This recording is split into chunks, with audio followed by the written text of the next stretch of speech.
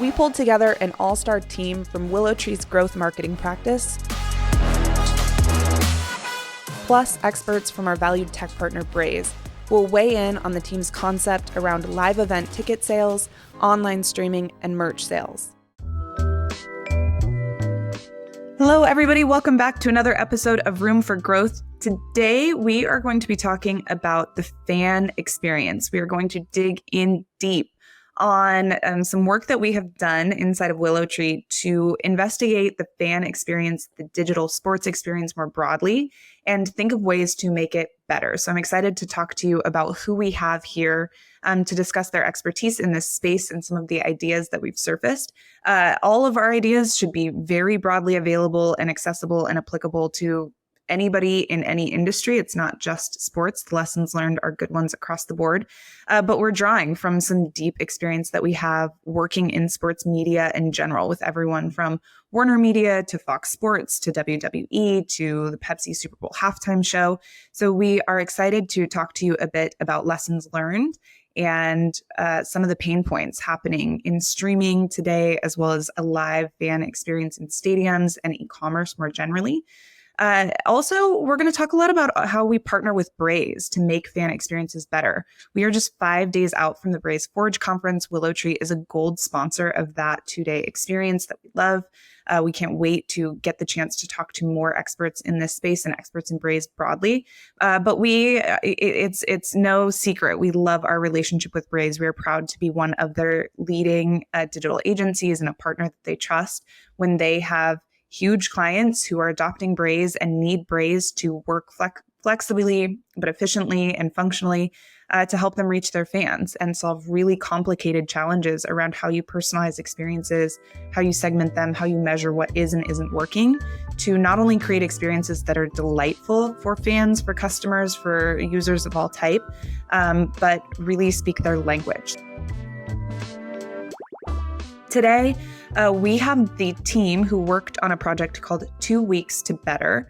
This is a research project that we do inside of WillowTree, where we take a single challenge and we try to solve that challenge in as little time as possible. So something big and bold, but fast turnaround time for innovation. So I have the team that worked on 2 Weeks to Better, where we aim to improve the fan experience across digital streaming, across ticket purchasing and live events, as well as e-commerce. And they are here to discuss some of the pain points that they surfaced that are happening for sports fans of all varieties, as well as some of the insights for some of the best places to be innovating these experiences to be better more broadly. So let's jump into the Dream Team, what they did, how they tackled the sports challenge that I laid out already. So before we jump in, I'd love for you all to introduce yourselves. I will start. Rebecca, tell us who you are. You have been on Room for Growth before. So you are a friend of the pod, certainly. Oh, that's so nice. I'm so honored to be back. Wonderful to be on the podcast again. I am Rebecca O'Connor, Senior Growth Manager here at WillowTree. Had so much fun working on 2 Weeks to Better with this amazing, talented group of our colleagues, and really excited to dive into it more today. Teresa, you've made a cameo on the podcast as well. So not a first-time guest, but first time in the hot seat here. Teresa, introduce yourself. My name is Teresa Ceballos. I am a growth content strategist here at WillowTree. Been with WillowTree for over 4 years. Growth content strategy, meaning everything that kind of goes ultimately on a page, the words on the page and how they interact with the user experience of the page, as well as the design of it. And when I say page, I mean really any digital interface. And last, but of course not least, also a friend of the podcast. You can watch her episode on our Room for Growth landing page.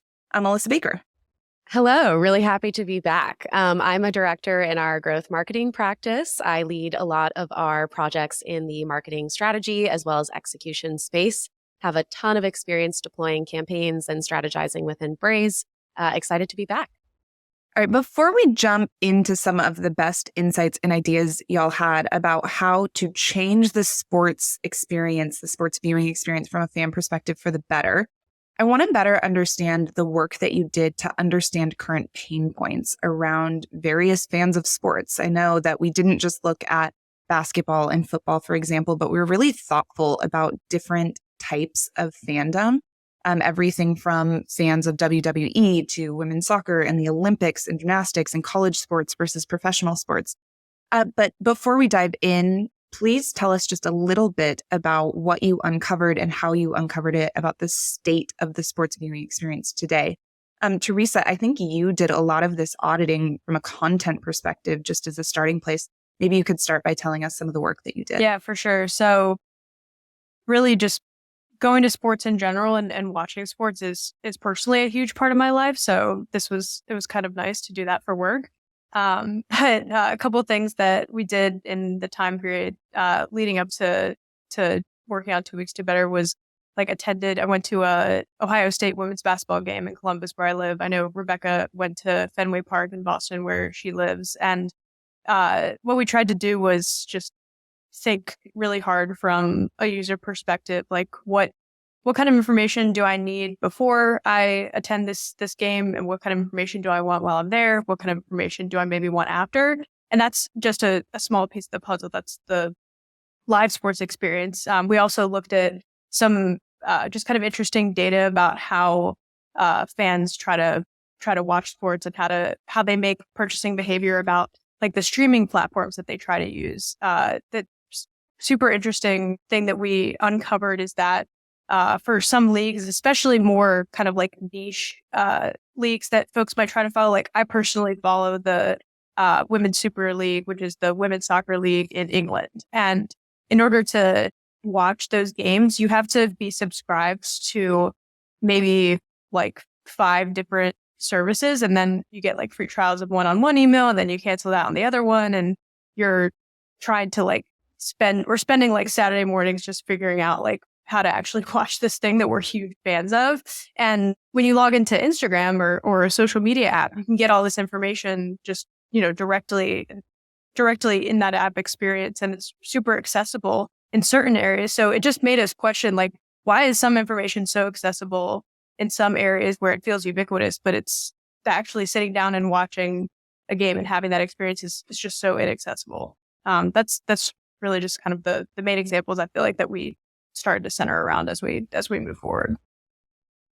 Yeah, it's so interesting because there's certainly challenges when you're thinking about watching sports live in person about just the logistics of getting to the game versus what you're watching on the field or on the court or whatever sort of apparatus the athletes are performing on.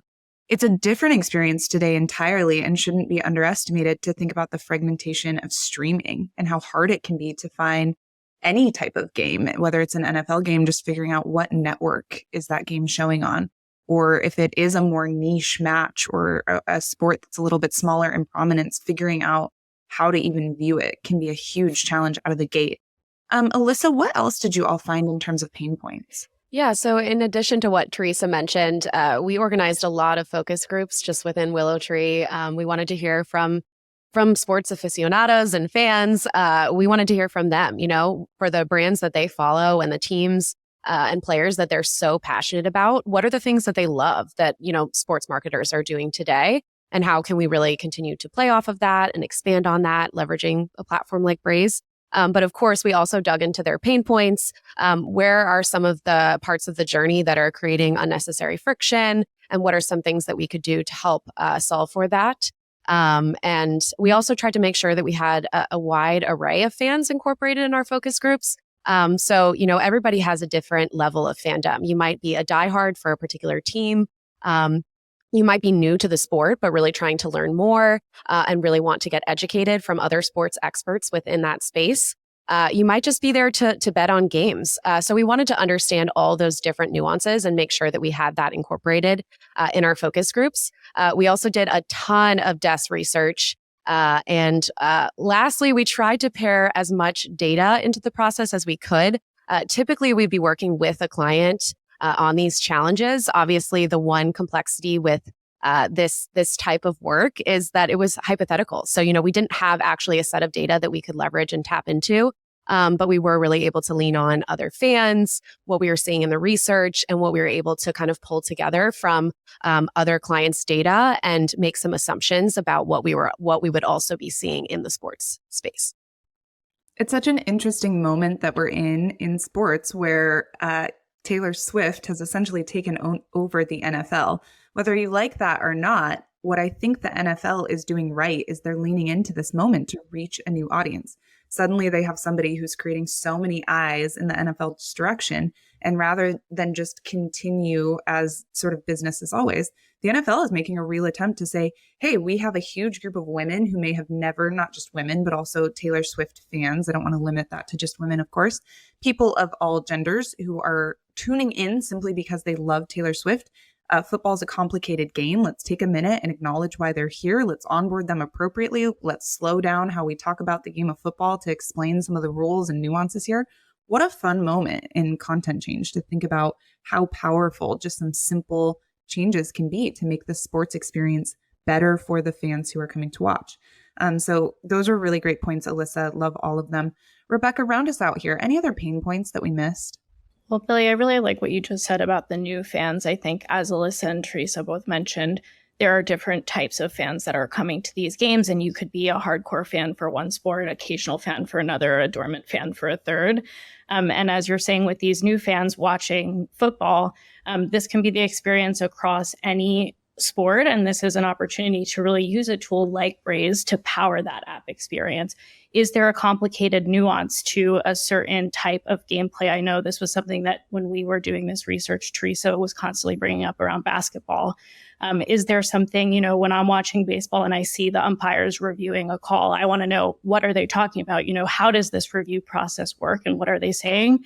And these are things that people are really interested in, or going a level deeper on players. Certainly people are watching games. They think, wow, that player is someone I already know or someone I'm newly interested in. They want to be able to click on them, follow them on social media, know more information about them. And we want to be able to leverage that preference and that interest in Braze to provide them with this customized and personalized experience around that player.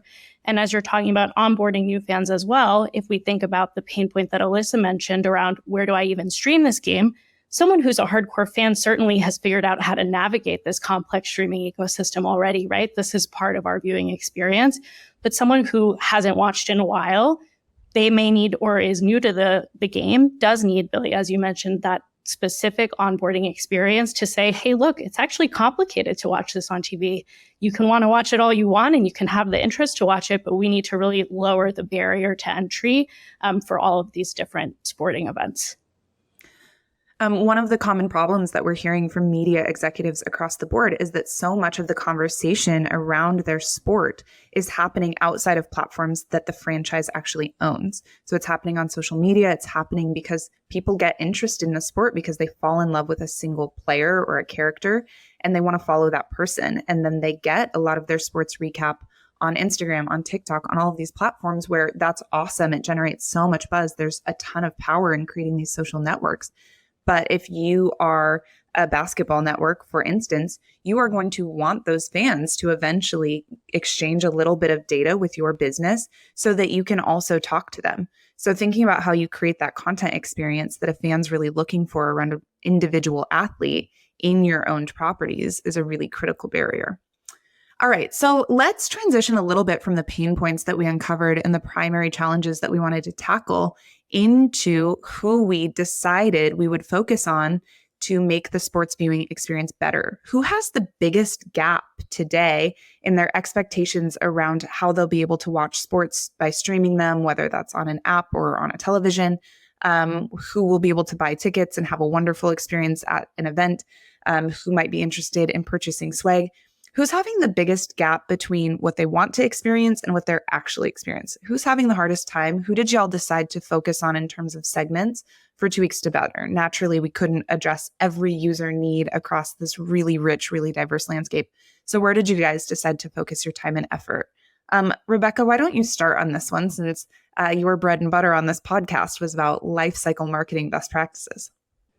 Well, I think we decided to focus on a few key segments and not just one. And we really focused on mixing, what are the implicit and explicit preferences that people are giving us? So we want to give folks the opportunity to tell us. Many hardcore fans really dislike receiving push notifications about the sport. They don't want to have spoilers, and that's a very bad experience for them. And they'll entirely turn off push notifications if they receive something like that. Whereas a new fan maybe does want to be reminded. So one of the key experiences we focused on was spoiler-free pushes for folks who want that. That was an important segment. New fans were an important segment, and dormant fans were an important segment as well, thinking about how do we engage these people. And then also occasional fans. An example I always think of for this is WWE. I love WWE, but I don't watch all the time. They come to Boston only occasionally. If they're in town, certainly I'm going to go see them, but I may not have seen last week's SmackDown or Raw. And I want to be caught up on what are the storylines. So when I go, I can really have the most immersive and complete experience and really understand what the matches for tonight's event are doing to advance the different storylines. So really making it easy for folks to jump back in if they are out of the loop for either a week, a month, a year. What kind of information do we need to provide them to, again, lower that barrier to entry and make sure they're having the best live event or streaming experience that they can? Alyssa, again, another person who your entire claim to fame on the Room for Growth podcast, though I don't want to limit you to just this, is the work that you've done in particular in engaging sports fans in streaming ecosystems. Expand on what Rebecca said. Anything else that you'd add in terms of who was a really critical audience to think about what their experience is today and how we could make it meaningfully better? Yeah. So as Rebecca alluded to, there were a lot of different fan segments that we considered when we were strategizing. We considered new fans, we considered dormant fans, we considered casual fans, and also, of course, can't forget about our hardcore fans. So one of the things that we'll typically do with our clients when we're looking at how do we prioritize one segment or two segments over the many that could potentially exist for our messaging and to really dial in is just based on perceived impact as well. Impact in terms of the customer experience, but also impact for the client, their bottom line, their revenue. So when we were looking at casual fans and hardcore fans specifically, those were two segments that we decided to really drill into because for hardcore fans, although looking at the data, they might be a relatively smaller percentage of the overall pie just relative to those other segments, we saw they have the greatest propensity to engage, the greatest potential for monetization in the future, for merch, for live event ticket sales, right? These are the diehards. So in terms of the possibilities to really engage them and convert them, but also the risk that if we do over message them and create a bad experience, right, that they could churn and we could lose that very valuable user, we really wanted to focus on them. On the flip side, we also saw, just looking at data as research as well, that casual fans tend to represent a large piece of the pie. So just in terms of sheer size and potential impact as well to convert them potentially one day into a diehard, we chose to focus on them. And then Teresa, beyond just the talent that you have in thinking about what an entire content experience needs to be, when content is the product that the fan is showing up for, you care a lot about sports personally, and not every mainstream sport, some of them for sure, but some of those niche audiences as well. What were you thinking about when you were thinking about how content, and not just any content, but content that really speaks to individual user needs at that sort of like niche level that requires true fandom? It can't just be batch and blast general messaging that you can put for any sport, but you have to be really mindful about some of the nuances of either the game, the players, the cultural context behind it that bring fans together. Talk to us a little bit about where you saw the best opportunities to improve the experience altogether. Yeah, for sure. So one thing I'll say about content marketing in general, like my background, I started more so in B2B content marketing. And that always felt like something that just made a lot of sense, where there was a big user need for that. When a business is making a purchase, there's a lot of information that has to be consumed. It's usually not just one individual who's buying. You've got big buying committees, big budget cycles, stuff like that. So then when I transitioned into B2C content marketing, I wondered, like, what's the equivalent of that, where you have to make someone believe something. You have to use content and storytelling to make someone believe something in order to engage with your product and engage with your content.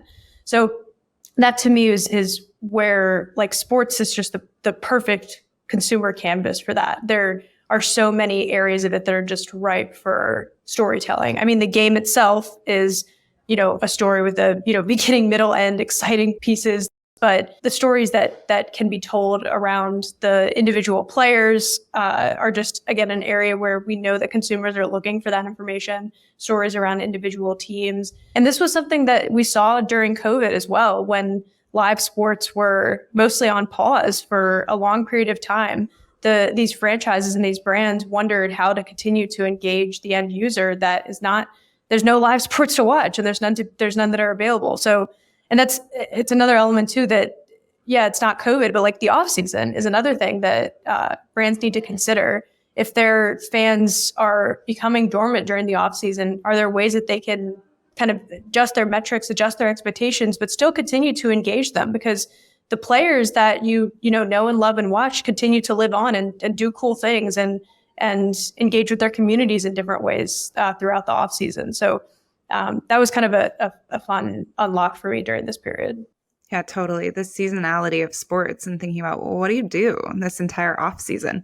This is a challenge that we had to tackle when we built the Super Bowl app, because that app is used for maybe a month leading up to the Super Bowl when all eyes are turned toward it. It's definitely used the day of the Super Bowl, but then what? How do you continue to take this investment and move it forward? It's a great challenge to be solving. Before we move into what your good ideas were that we pursued, so the ideas that we really validated and then determined we wanted to move forward, were there any ideas that we thought were awesome and then we either did some Braze validation or we did some testing or we did some analysis and decided, yeah, that's not the problem that we want to solve? Great question, Billy. Certainly, we had a really long list of ideas and we wanted to prioritize against technical lift, complexity, number of audience members reached, et cetera. When we first met with Will and Nick from Braze, they gave us a really valuable point of feedback on geolocation. And what we discussed was that geolocation used to be a really powerful and common targeting mechanism for things like geolocated push notifications, but that it's not so common anymore. Consumers are becoming more privacy conscious. Folks are not super willing to share their location with the app, sometimes, only when the app is in use or even never. And so we identified that wasn't really a great use case. Perhaps it could be a fallback it could be part of a targeting strategy, but it could not be kind of the core component of a targeting strategy around geolocated push notifications. Certainly, if we wanted to know folks going to the game, we would need their ticket purchase information. We couldn't rely simply on a geolocation. Alyssa or Teresa, any other ideas that we explored and then just decided to de-emphasize? We talked a lot during the user journey mapping about this pain point of when you purchase a ticket to a game, that process of actually being able to readily access your ticket at any time, making sure that that's really available at your fingertips, often causes a lot of frustrations with the average user. So we wanted to be able to simplify, make that process a lot more streamlined. We also talked as well about, how can we show you directions to your seat? How can you help understand before you even get there where your seat is relative to the actual stadium? And then thinking about some of the other ancillary types of content that we could promote while you're in stadium, like concessions. These were all things that we decided just in terms of sheer operational lift not to prioritize. Yeah, a lot of things that had potentially the greatest business lift and that we know many of our clients and partners would be interested in because it would drive meaningful conversion. We actually ended up de-emphasizing for this thought experiment because we wanted to surface ideas that had a better intersection, sort of top right of our 2x2 matrix, that really promoted user value and business value. So concessions, while a wonderful thing to make sure fans know how to order them at the game, tend to be things that businesses are already optimizing towards. And while we could see ways to improve them, we chose to look at the often more ignored areas of the fan experience that aren't as commercially viable or are actually super commercially viable in terms of the impact they might cause in longer term retention plays, but don't have that immediate response system to them, just because we know so many franchises are already looking at many of those issues. Let's jump into the ideas that we did decide were worth pursuing. So Rebecca, Alyssa, and Teresa, each of you give me one. What was one of our best ideas that we carried forward, and why did you think it was a good idea, a viable idea, a feasible idea, and something that was worth considering what a better experience would be? Rebecca, let's start with you. I think one of my favorite ideas is the differentiation between the in-stadium or in-arena or, live event experience versus the at-home experience. It sounds so simple, but so many brands are not doing this today. And this, as Teresa just mentioned, folks are in the stadium watching the game, they do want to be left alone, right? So how can we really differentiate this experience? People have spent this money on tickets. This is a special experience for them, an exciting opportunity to see their team, their favorite players in person. How do we really ensure that they have the best experience there? And we're not telling them tune in to stream at 7 p.m. when they're at the game. So I think I really like how we approached that in the episode, and we go into a lot of detail on how we would do that segmentation. And I think that's a really powerful but accessible experience to brands that folks can start implementing today, as long as they have the right information about ticket purchases in their Braze platform to segment those users. Teresa, what was one of your favorite ideas that we doubled down on? My favorite, I think, was the kind of custom player cards and the custom information about players that you could have in your in-app or web experience, and the way that you could tie in Braze content cards to that. The idea of the digital property having kind of more information, more personal information about players, and also being able to personalize that per user as well, and getting like double clicks and more information on specific players. I really liked the idea of the in-app experience as kind of like the aggregator of information about players and like the hub of information. It didn't necessarily have to have every single detail about every single player, but it was a one-stop shop for being able to helping you to find that information. It's kind of an interesting thing that I was even seeing on a client recently, where we had a single page working on a web project. We had a single page that had all the information that a consumer needed to know for an event that we did last year. And now when we're doing it for an event this year, we've got a hub of information, but we've got a ton more internal linking and a bigger focus on needing to have that information just accessible where consumers are already looking for it, instead of making the focus on us as the brand, but again, turning that focus back to the user.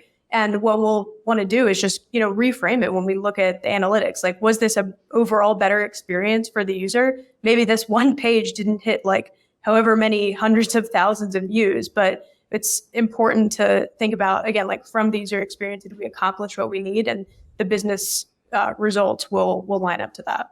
Yeah, one of my favorites in that space is just the success that we're seeing in lots of different industries, integrating Spotify playlists from a brand. Spotify playlists are sought after content, and in sports, the soundtrack that goes with individual players' walkout songs, the background noise, the in-stadium experience, that's so much of the sensory experience that fans have, that giving them the option to carry that soundtrack or that playlist into their day-to-day or as part of the pump-up of what they do. Such an easy fan engagement strategy, one that's relatively cost-effective. It has worked like gangbusters, and it's one that we really love to enable in Braze content cards. It is kind of technical. It has some important and challenging steps and considerations, but call our friend Teresa if you need that, because that's something that she has personally done for some of the clients that she's worked with. Yeah, it kind of makes me think about the aggregators in like the financial services space, for example, that have disrupted that space, like the Credit Karmas or the Plaids of the world, where they're not necessarily the ones that are pulling all the information, or that have all the information, but they're putting it in one place and they're helping the user get done what they're trying to get done. Just like made me think of like the long-term future of sports. Totally. And the advent of AI in this space to be able to do that really well. Brands who take advantage of how you can aggregate content more effectively with AI are going to get ahead, because people there's a reason why people love lists. A short, top 5 list works for a reason. And if you can apply that same concept in sports, you can really get ahead. Yeah. So another facet we focused on was onboarding, which I know sounds and feels foundational. But for a lot of brands, we don't see many that are doing this well, or it's non-existent. And it's something that really has a detrimental impact to app adoption, where you don't have a quality digital app onboarding experience. So the things that we focused on within this were first, what it would look like to build, natively within the app, a robust preference center where you're able to capture preferences ranging from what teams are you interested in, what players are you interested in, as but as well as what kind of cadence of messaging would you like? What types of messaging do you want to hear about? Whether that's in-depth team statistics to help you make informed sports betting decisions, whether that's updates on team shifts and free agency tracker. There was a lot of different things, right, that we wanted to collect at the beginning and to kind of gauge those preferences. But another aspect that we talked about as well was how we could leverage other channels like in-app messaging. Or even content cards that really allow you to curate a message that has the look and feel of your brand and also experiment around different triggers and timing for when you might send that message. So for example, one element that we talked about was requesting location information, which can often feel like such a sensitive piece of data for a lot of customers and fans these days. And so with something like an in-app message, we can really be thoughtful about when we request location information. For example, potentially after a user purchases a ticket, to a nearby stadium and really tell them how we plan to enrich their in-stadium experience by having that location information versus, normally other brands that might request that information at the wrong time and users don't fully understand that value proposition. The last thing I'll say in this space, and I think this is something you talked about at the beginning, Billy, is that a challenge that a lot of brands have in sports marketing, but also brands in general, is that so many different fan experiences are happening on third-party platforms. So, your ticketing is happening on, something like Ticketmaster. Merch might be purchased elsewhere. And so we lose all of that, rich behavioral data that allows us to gauge what a fan is interested in, which is why doing something like onboarding at the beginning of a user's experience is so helpful because it allows us to capture that critical zero-party data from the user itself so we actually can make informed decisions about what types of content they would be interested in. Before we go, I have a classic question for all three of you. It's a two-parter. So part one, what do you love most about Braze and the capabilities that we have with that platform to do this kind of sophisticated personalization? And then two, because we're a podcast all about how to create truly excellent customer experiences that drive brand loyalty, I want to know which sports brand you are loyal to and why. And because I know Rebecca is getting so excited for her favorite sports experience that's about to kick off, I'll start with you. There's so many things I love about Braze. Certainly, I think my favorite thing is all of the different channels that you can bring together and really just seamlessly orchestrate into a multi-channel experience. Constantly, Braze is adding new channels. WhatsApp was just added this year, constant new feature and product updates. So it's really just such a wonderful tool to orchestrate these increasingly meaningful and increasingly personalized multi-channel experiences. And yes, it is playoff baseball time. So very exciting time of year for us baseball fans. I'm a big fan of baseball. So really looking forward to watching these high stakes games and seeing who comes out on top. Who do you root for, Rebecca? This is confidential information. Yeah, so it's a complicated answer. I grew up a Yankee fan, but in Boston, I have to say my allegiances are shifting. So it's tough. It's tough. The Red Sox are out. So this year I'll probably, I don't know who I'll root for. It's hard. On that note, Alyssa, why don't you tell us what you love about Braze for personalization and your favorite sports brand? Yeah. So in terms of Braze, for one, it's such a intuitive tool to use as a marketer. But two, Rebecca already alluded to this. There's so many different features and functionalities that exist within the platform that allow you to automate as a marketer. So features like connected content that allow you to pull in content from other data sources in order to integrate new and exciting content in very seamless ways within your email. There's also, Liquid Logic, which allows you to personalize relatively easily, and then content blocks as well, which you can leverage within your email strategy. It's something that we talked a lot about in the context of in-stadium emails. So yeah, definitely the ability to just innovate, automate very quickly with all the features that they have available.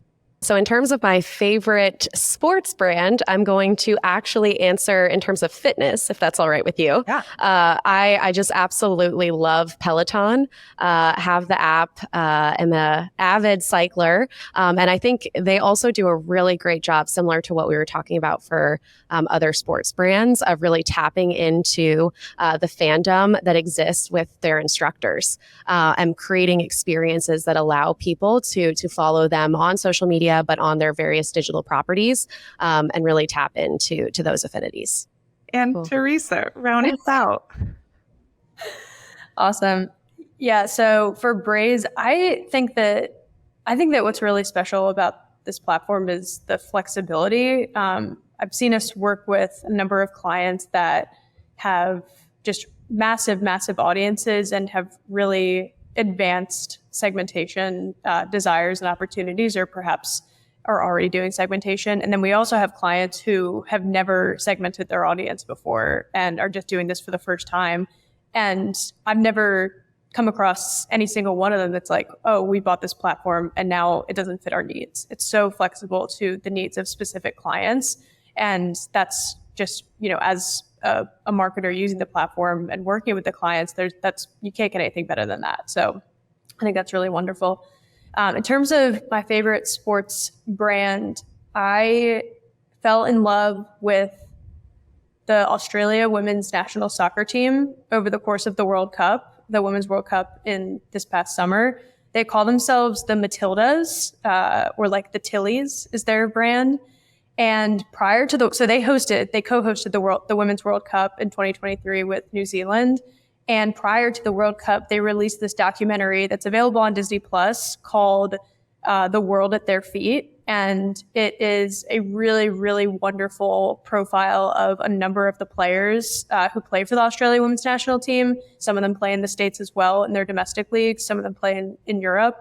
And it does a really great job of telling the story of the growth of soccer and just the ability for women to play soccer in Australia.